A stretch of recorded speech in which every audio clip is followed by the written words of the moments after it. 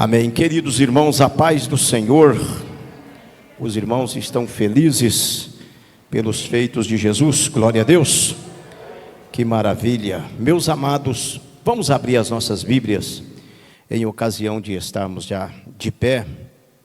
Eu quero justificar aqui a ausência do cooperador Gilberto, está passando muito mal, e depois nós vamos fazer uma oração tanto para ele como para a avó dele, que também precisa de um milagre. Tem notícia, Mameire, da irmã? Está do mesmo jeito. Vamos orar para Deus estar fazendo o melhor em o nome de Jesus. 34 é o Salmo. Salmo não tem capítulo, então Salmo de número 34. E nós estaremos lendo do versículo de número 12 ao versículo de número 14. Salmo 34, versículo de número 12 ao versículo 14. Vamos ler todos juntos ali, para a gente estar lendo numa só tradução. Glória a Deus. 34, 12. 1, 2 e... Quem é o homem que deseja a vida? Vamos de novo? Que deseja a vida, que quer largos dias para ver o bem? Guarda a tua língua do mal e os teus lábios de falarem do engano. Aparta-te do mal e faze o bem, procura a paz e segue-a. Podei-vos assentar, queridos irmãos? Graças a Deus. Os irmãos observaram a diferencinha aí na igreja? Quem viu, dá um glória a Deus. Ficou bonitinho, ficou? Para a glória de Deus, né? Daqui a pouco nós vamos estar orando, consagrando essas poltronas aí. E o nome de Jesus continua sendo glorificado. É tempo de muita conquista, de muita vitória para nós e para o nosso campo. Queridos irmãos, quarta-feira nós estávamos falando aqui sobre estabelecer prioridades. Sobre estabelecer prioridades. E nós aprendemos na quarta-feira, só para dar uma reciclada, que antes que nós venhamos saber das prioridades de Deus, é necessário que nós venhamos estabelecer as nossas prioridades. Eu olhei para a irmã Michele e lembrei de um recado. Após o culto, as irmãs, por gentileza, aguarde aqui que a irmã Michele quer conversar com as irmãs, assunto a respeito da confraternização, confraternização das irmãs no próximo domingo, viu? As irmãs fiquem quietinhas. E lembrando também, já é sábado, o nosso relógio de oração, de 7 às 8, a sede vai estar aqui orando, de 8 às 9, Jardim América, e de 9 às 10 vai estar o São Vicente. Ou seja, representantes, a igreja pode orar o tempo todo, viu? Todos os irmãos estão convidados para orar 1 período, 2 períodos, os 3 períodos, não tem problema nenhum, tá ok? A partir das 7 horas, então, a igreja vai estar em oração aqui no templo central. Então nós falamos sobre isso, para que eu compreenda as prioridades de Deus na minha vida, é necessário que eu estabeleça as minhas prioridades. E qual foi a margem, qual foi a base? Sarou? Qual foi a margem, qual foi a base? Nós aprendemos aqui em Provérbios 16, onde somos orientados pelo sábio, que os planos são nossos, mas a confirmação vem do Senhor. Dentro deste contexto, então é necessário que eu estabeleça planos, projetos, para que depois eu compreenda o que verdadeiramente Deus quer. Aí nós falamos das 3 respostas de Deus, que os irmãos sabem muito bem, que é sim, espera, e aquela que nós não gostamos, mas precisamos aprender a gostar, não, certo? Com isso, nós temos condições então, de entender dentro daquilo que nós, dentro das prioridades que nós estabelecemos, qual delas Deus está e qual delas Deus não está. Aí nós focamos primeiramente as prioridades materiais, as prioridades seculares. Ficou bem esclarecido aqui que o homem de Deus, a mulher de Deus, precisa saber o que quer. Ele tem que fazer projetos dentro da razão. Deus não aprova projetos loucos. Ele tem que ser racional, melhor dizendo, para estabelecer projetos. Pastor, e coisas grandes? Coisas grandes são feitas dentro do contexto racional. A providência de Deus chega e Deus gosta de ver as coisas bem organizadinhas na minha e na sua vida. Eu projetando, eu me programando para atingir um alvo, para atingir um objetivo. Nestas prioridades que eu estabeleço, então, eu vejo a mão de Deus cuidando. Independente da resposta que Ele vier dar a mim, eu vejo a mão de Deus cuidando da minha vida. Certinho? Hoje nós vamos falar sobre prioridades espirituais. Prioridades espirituais. É de suma importância estabelecer, é óbvio, prioridades espirituais.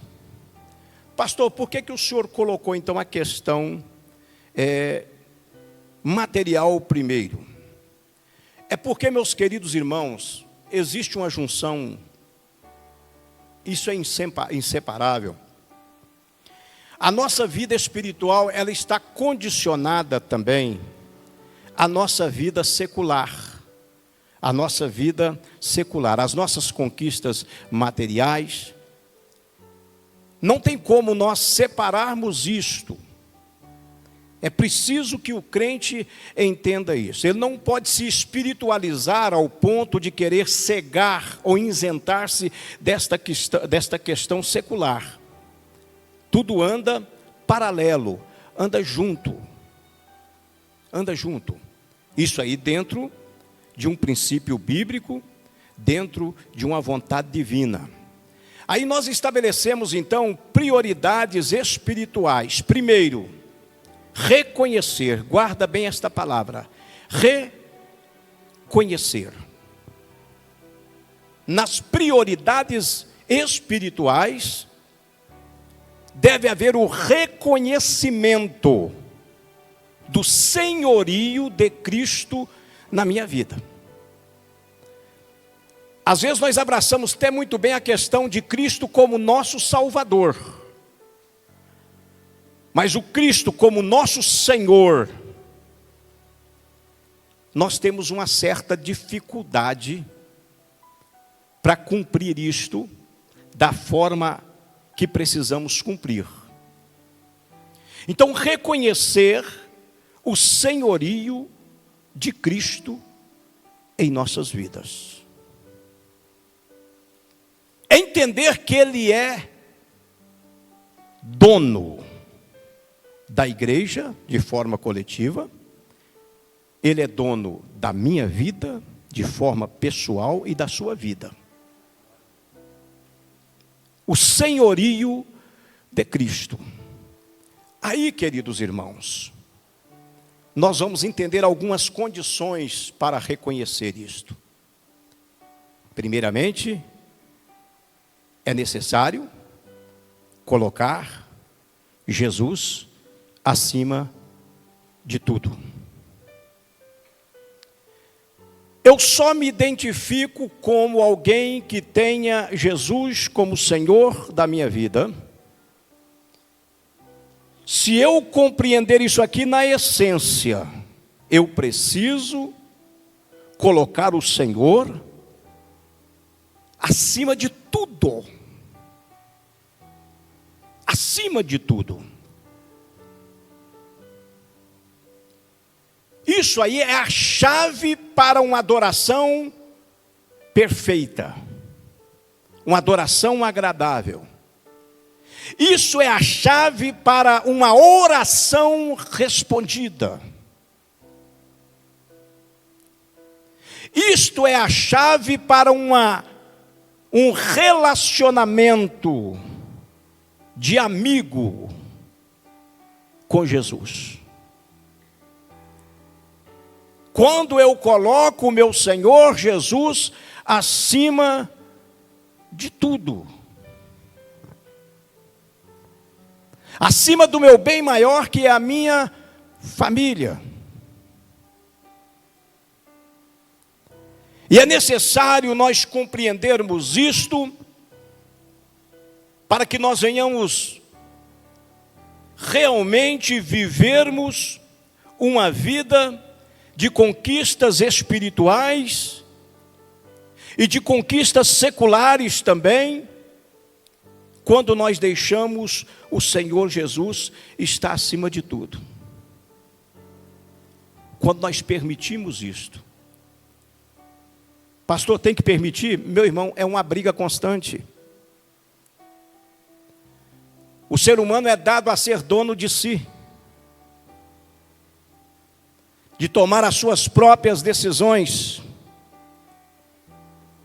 Então é por isso que existe uma briga constante, é um sacrifício. Ninguém precisa pensar que você faz isso com uma certa facilidade, que não faz.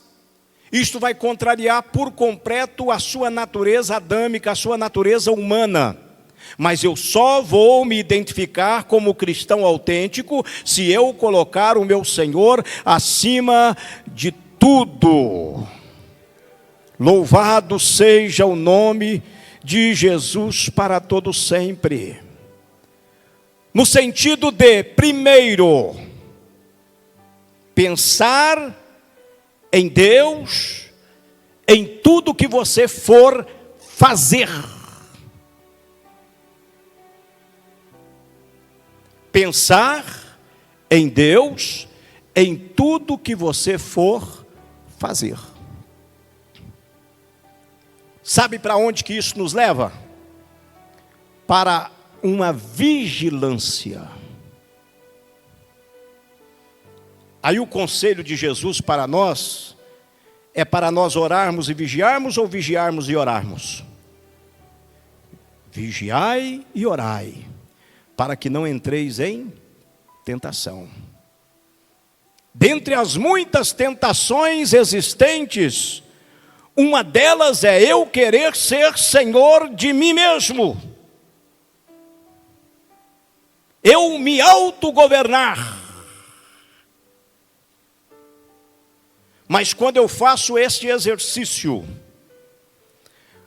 quando eu lembro que o meu sucesso está condicionado em colocar Deus acima de tudo, eu vou ter então a cautela de perguntar, e mais uma vez eu volto, e estar disposto a ouvir a resposta do nosso Deus. Amém? Pense em Deus em tudo que você for fazer. Eu falei quarta-feira passada que enganoso é o coração do homem. É a Bíblia que diz: existem sentimentos e desejos que parecem ser de Deus, mas que não são. E o que eu preciso é só um pouquinho de vigilância, eu preciso é só de um pouquinho de tempo para ouvir o que Deus quer através daquele meu desejo. E Ele nem sempre vai usar alguém para falar comigo, não entra nessa não. Não vai naquela também de querer abrir a Bíblia, fechar o olho e botar o dedo lá e ver se a resposta do que você também não funciona. Simplesmente aquieta. E vai acontecer situações, tá? Deus vai mover, algo vai acontecer, e de repente você vai entender o sinal de Deus, não é? Ou você vai entender o sinal de Deus, eu preciso esperar. É desta maneira que eu preciso me conduzir. É por isso que nós não podemos ser precipitados nas nossas decisões. Não podemos ser precipitados nas nossas decisões. Eu já passei por experiências e vocês também, de às vezes pensar que algo seria a solução, e de repente você se aquieta, e dali a pouco a solução vem de uma forma tão diferente para a gente. A gente não precisou abrir mão de nada, não precisou vender nada para resolver um problema, e de repente a coisa foi resolvida. É Deus agindo. Porque eu tive capacidade de me conter para deixar predominar o agir de Deus na minha vida. Amém, queridos irmãos? Então é isso que nós precisamos. Mas o Elvio antigo, ele tem dificuldade para isso. Mas ele espera, o Elvio novo espera, e Deus faz acontecer para a glória do nome dele. Então pense em Deus em tudo que você for fazer. Outra observação interessante é que eu preciso entender que o Senhor precisa ser a motivação para tudo que eu for fazer, para tudo que você for fazer. O Senhor precisa ser a motivação. Ou seja, naquilo que eu almejo, o nome do Senhor precisa ser glorificado. Você vai fazer exclusivamente para agradar a Deus. Isso aí está querendo dizer o quê? É que nós não podemos, de forma alguma, fazer algo para alguém. Nós vivemos em uma sociedade em que existe uma aptidão para impulsionar as pessoas a quererem disputar ou se igualar com outras pessoas. Existem algumas realizações que nada mais é para algumas pessoas que não têm o entendimento que nós temos, senão para igualar ou ser superior a outrem. Atitudes que vai no interesse de promover elogios. Mas o cristão não pode se deixar levar para isso, ou por isso. Que o Senhor seja a motivação para tudo que nós fizermos. Eu estou fazendo é para a glória de Deus. Pode ser a construção de uma casa, conquista secular. A compra de um carro é para a glória de Deus. Eis o conselho bíblico: quer comamos, quer bebamos, que tudo seja para a glória de Deus. Então isso aí está sendo colocado dentro das prioridades espirituais. É necessário que o Senhor seja a motivação para tudo que você faz. As pessoas se perdem, se desgostam, quando elas fazem com interesse de ter o retorno, quando elas fazem com interesse de ter elogio. Não, meus queridos irmãos, não espere nada, absolutamente nada de ninguém, de homem algum. Interesse-se tão somente em agradar ao Deus que tu serves, ao Deus que te tirou das trevas para a sua gloriosa luz. E aí você vai ter motivação. O nosso combustível não pode ser elogios, de forma alguma. Elogiar é bom, e é muito bom receber também elogios, mas nunca pode ser de forma alguma o nosso combustível.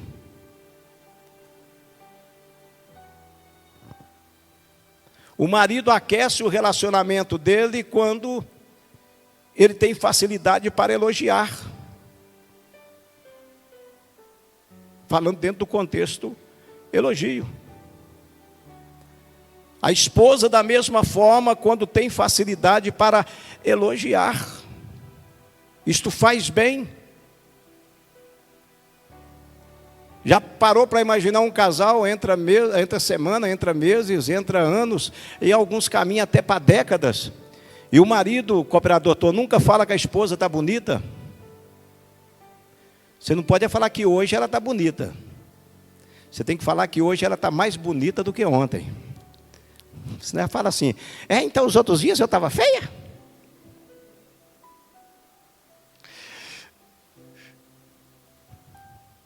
Da mesma forma a esposa. Vocês já viram que nós temos uma certa facilidade para criticar? Quando a comida está salgada, de repente a gente tem facilidade para dizer, você errou a mão hoje, hein? Hoje, meu Deus do céu, você está pensando na morte da bezerra quando você fez essa comida? Mas quando faz aquela coisa que a gente simplesmente come. O elogio faz parte. É necessário. Pessoas sábias elogiam. Elogiam. Eu estou falando do elogio verdadeiro, não do demagogo, do verdadeiro. Mas nunca pode ser o nosso combustível. Não. Nunca. Porque se for o seu combustível, o tanque vai secar, você não vai continuar a jornada, porque você dependeu de uma coisa muito supérflua. Irmãos, eu faço isso, então eu posso passar para vocês com muita tranquilidade. Converse com você mesmo. Para sarar imperfeições, mas também para te conscientizar que você está bem.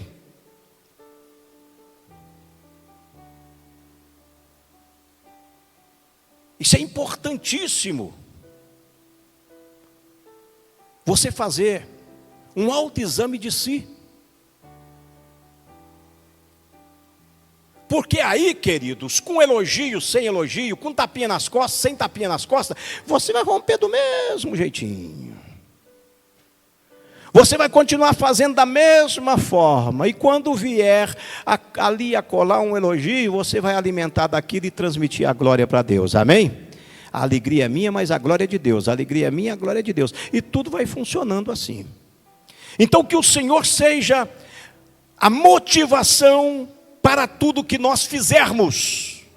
Tudo na nossa vida. Para tudo que nós fizermos. Olha que coisa importante, quando uma pessoa começa a crescer financeiramente, e ela fala assim, hoje eu estou trazendo um dízimo no valor X, mas Deus está me prosperando, e eu estou gostando desse negócio, e eu estou sentindo que eu vou trazer um dízimo no valor Y, um valor maior. Ele está fazendo tudo para a glória de Deus. Ele já está pensando em abençoar a obra de Deus. Ele já está pensando em retornar para o reino de Deus. E assim, as demais coisas precisam ser desta maneira.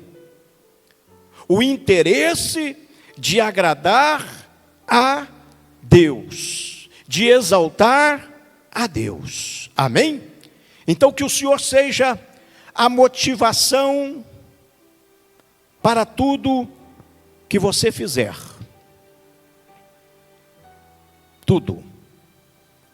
A irmã sabe que a tarefa de casa glorifica o nome de Jesus? Amém? Glorifica. Quando a esposa faz a tarefa de casa na intenção de fazer com que o maridão chegue e se sinta bem, ela está glorificando o nome do Senhor Jesus. Às vezes, quando a esposa e o esposo trabalham, e não dá para fazer tudo certinho, porque os dois estão trabalhando, os dois juntinhos faz a tarefa e o nome de Jesus é glorificado. O que é importante entendermos é que em todas as nossas ações, às vezes nós pensamos que é só dentro da igreja, só nas questões espirituais, não, nas nossas ações. Da mesma forma, o contrário, quando se faz as coisas sem amor, você está atraindo o mal para dentro de casa. Você está atraindo a maldição para dentro de casa. Tudo que for fazer, tem que fazer com amor, para que o nome de Jesus seja glorificado. Volto a dizer, o motivo é adorar a Deus, é exaltar o nome do Senhor nosso Deus. Então isso aí é de suma importância, para que nós venhamos obter a verdadeira felicidade, que é o tema desse estudo bíblico, que vai durar mais uns dias. Fazer tudo para a glória do nome de Jesus. Tudo para a glória do nome do Senhor Jesus. Da melhor forma possível, que você, cada pessoa pode fazer de uma forma, mas é que você, não é o que é vizinho, o que vizinho, é que você pode fazer para dentro da sua casa ou para o seu trabalho, que a motivação seja o nome do Senhor nosso Deus ser exaltado. Depois outra observação, lá já estamos quase no horário de parar. Buscar em primeiro lugar o reino de Deus. Isso aí traduz da seguinte forma: dar condições para os interesses de Deus na sua vida em primeiro plano. Jesus 6,33, em Mateus, ele diz: buscar em primeiro lugar o reino de Deus e a sua justiça, e o que vai acontecer? As demais coisas vos serão acrescentadas. Aí nós vemos novamente um texto condicional. Para que as demais coisas sejam acrescentadas, é de suma importância que eu busque em primeiro lugar o reino de Deus e a sua justiça. Isto aí é fundamental, porque buscando, meus queridos irmãos, a vontade de Deus naquilo que nós fizermos, o Senhor nos permitirá a sua direção. Glória a Deus. E nos permitirá também a sua previsão. É isto que nós precisamos atender. Buscar em primeiro lugar o reino de Deus. Às vezes Deus quer mexer na nossa vida em áreas que nos incomoda muito. E Deus quer tratar isso. E nós passamos despercebido. Nós fazemos vistas grossas. E nós queremos nos autotratar com coisas insignificantes.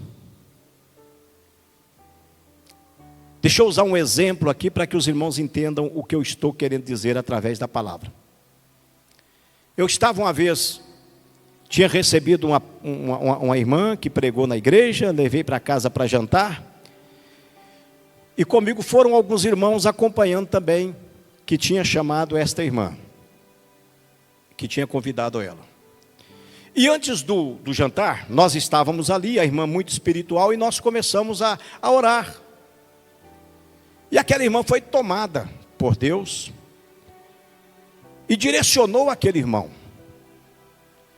E disse a respeito do plano que o Senhor tinha com ele, do propósito, da intenção.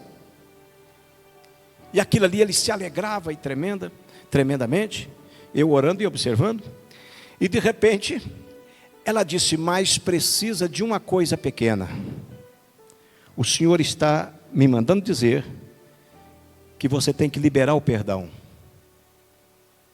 O seu coração é um coração que não perdoou ainda uma pessoa. Aí ele parou, fez silêncio, a irmã orou, terminou, tudo bem. No outro dia, eu encontrei com esse irmão, e ele deu pressa, ô pastor, vem aqui, eu preciso conversar com o senhor e tal. Senhor pastor, ontem foi um momento maravilhoso na casa do senhor, mas eu preciso explicar uma coisinha para o senhor aí. Eu disse, pois não. Ele disse, aquela primeira parte da profecia, Deus tem propósito mesmo, porque Deus já levantou não sei quantas pessoas para falar comigo. Mas aquela segunda parte lá do perdão, ela não existe não, você. Ela não existe. Só que ele não sabia que eu sabia que ela existia. E que a irmã era uma irmã de fora, ela não sabia de nada que passava na vida dele, mas eu sabia. O que eu estou querendo dizer? É que às vezes Deus quer mudar coisas que nos incomodam. Certo? E de repente nós começamos a querer esquivar desta realidade. Mas a moldagem só acontece se eu permitir, se Deus fizer, que Deus faça, melhor dizendo, esta transformação, regeneração na minha vida, se eu realmente obedecer o que Ele está mandando. É por isso que tem que buscar em primeiro lugar o reino de Deus e a sua justiça. Quando eu faço isso, qualquer repreensão do Senhor para a minha vida, eu aceito. Porque eu quero o reino de Deus e a sua justiça na minha vida. Mas quando eu não faço isso, então eu interfiro plenamente na moldagem que Deus queria e quer fazer na minha vida.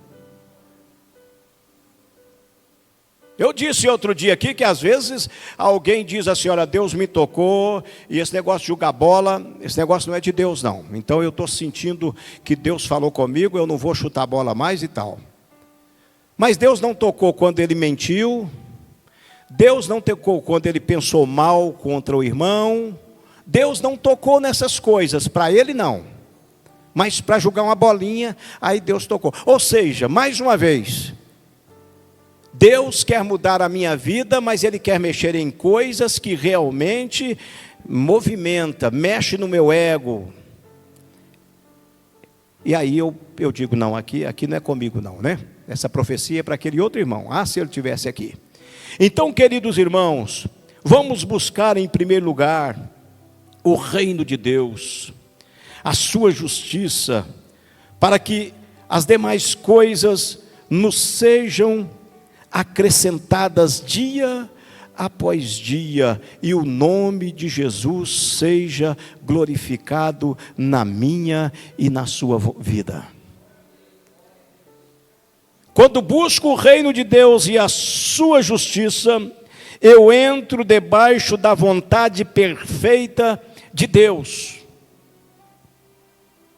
Os irmãos conhecem os dois tipos de vontade, a vontade imperativa e a vontade permissiva.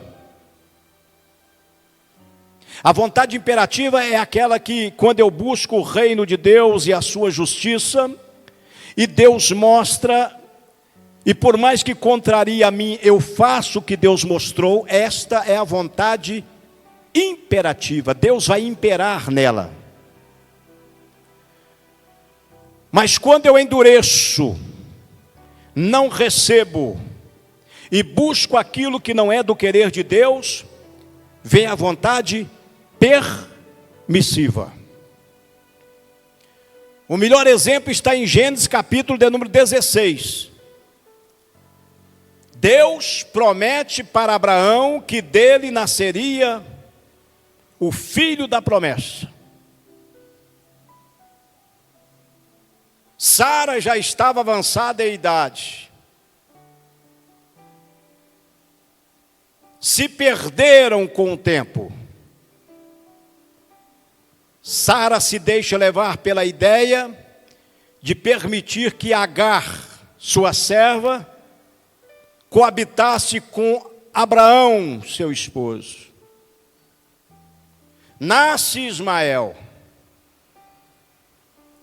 A promessa de Deus não era para Abraão e Agar, até porque era uma serva egípcia. A promessa de Deus era para Abraão e Sara. Era de Sara que viria o menino. Nasce Ismael. Dali a pouco Sara engravida. Quando ela engravida, ela vê que burrada que eu fiz. Por quê? Porque não buscou o querer de Deus. Deu jeitinho, né? Se fosse brasileiro, deu jeitinho brasileiro. Nasce Ismael, nasce Isaque. Resumindo, até hoje a briga no Oriente Médio. Dizem ser filhos de Abraão, mas não são. Saddam Hussein era descendente de Ismael. Tá os árabes e judeus, uma briga infinita, nunca que acaba. É porque alguém optou para o que era mais fácil. Optou para aquilo que seria a solução imediata. Irmãos, que Deus nos ajude, que o Senhor nos guarde, que as nossas decisões sejam pautadas no centro da vontade de Deus.